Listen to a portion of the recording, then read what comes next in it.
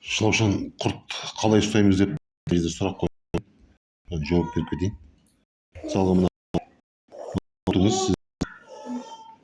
сіздің бортыңызда енді мына ұзындығы енді 30 дейікші, 30. Мына ені мынау борттың биіктігі 35-40 сантиметр дейікші. Сантиметр. Калифорния құртты мысалға мынаған тастаған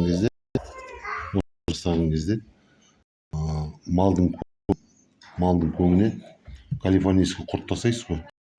Сонда қазір мысалға февральдың аяғы, марттан бастап тастасаңыз, мысалға сізге сентябрь, октябрь 6-7 айда биогумус дайындап береді осы құрттар. Осы үстіне су шөп жауып қоясыз, жаздың күн түспей тұру керек. Сентябрь, октябрьде дайын болғаннан кейін уже сіз қысқа қарай не жасайсыз, биіктеу қылып жасайсыз. Жанынан 2 метр тағы да 3 метр қылсаңыз да болады, 2 метр қылсаңыз да болады. Мына жерден бүйтіп жанынан тастайсыз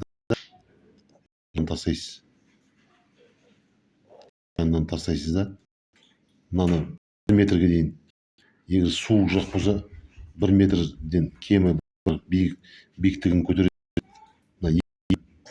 Мына 1 метр кемі. Мына жердегі шылаушандардың бәрі мына жаққа өтеді, бәрі мына жаққа өтеді. Мына жақтағы малектар, бала шағалардың бәрі мына жаққа өтіп кетеді, бәрі мына жаққа. Сонда мынауыңыз келесі көктемге мынау да дайын болады, мынау биогумус. А мынауыңыз уже дайын, күзде дайын болады.